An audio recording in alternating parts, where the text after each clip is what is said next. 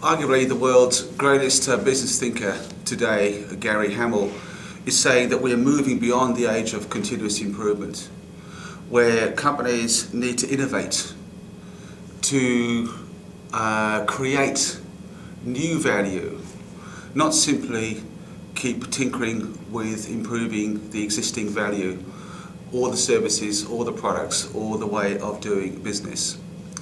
And the most progressive organisations, the most progressive companies in the world are moving beyond the limitations of the hierarchical organisation and the limitations of a closed business practice such as hoarding IP into the open collaborative space around social business and deploying social technologies in order to connect people, fueled and supported by a positive social business culture, and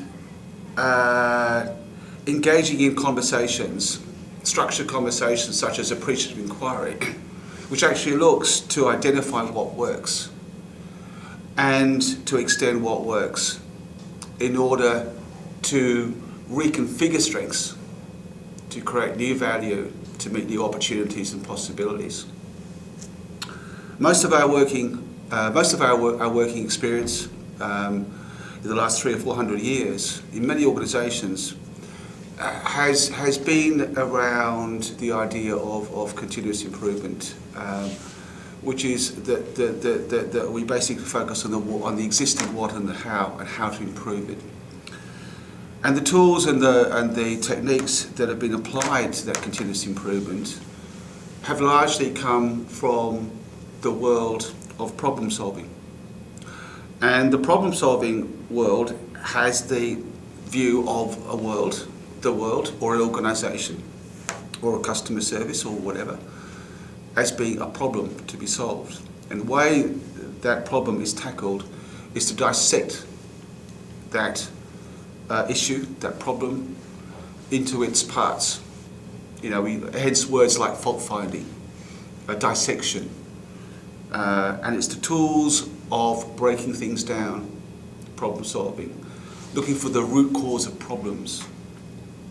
Now that's all well and good, but what we now know is that when you focus on problems, even if you fix those problems, what happens is we generally tend to apply existing methods, existing knowledge, and the best we achieve is what's called social good.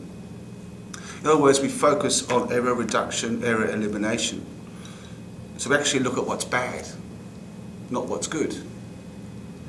And the best we get is not bad. But we don't get an extension of good. And if you think about it, this is what innovation actually is. Innovation is an extension of good. Think about that. So in order to innovate, you first need to understand what the existing good is. I mean, the term that Jim Collins developed 15 years ago, good to great, which is kind of almost passed into the English language, the business language now, around a conversation which is actually really about, well, how can we excel? How can we really, how can we develop the next chapter of our story? And that involves innovation. Innovation, again, that word in, starting from within, focusing on our strengths. What do we do well? Nothing is innovated from nothing. You can't innovate. There's no real original creativity in the world. What happens is that over a period of time, that someone comes along in collaboration with others to take an idea or build on something. This notion of continuity. This is why it's so important now to understand the potential of social business and the best conversations that are happening through social collaboration networks, such as those that Kinship provide. But with the idea of using those collaborative frameworks to come together to experience a conversation which is called ideation, that is the notion of dreaming, of looking at possibilities, not problems. The possibility conversation is not the problem-solving conversation. The possibility conversation is asking, what do we do really well? Then what's next? That's innovation. And the more people you engage in those conversations around a why, as my colleague at Kinship, Mike Green, talks about, start your social business innovation conversation with why, not the tools around collaboration, but why do we need to innovate? What is the issue that the world needs us to come together to solve, to create new value? And we do that by bringing strengths together. So the emotional economy at work, what we've been doing is exploring this idea of moving from continuous improvement to innovation at a very time when the majority of the world's workforce is unhappy and disengaged at work and fed up with continuous improvement, to be honest. Because a lot of the conversations in organisations have degenerated into cost-cutting, survival, wrapped up in this idea of continuous improvement, but really usually it's about squeezing something else out of the system. And it becomes a defensive posture.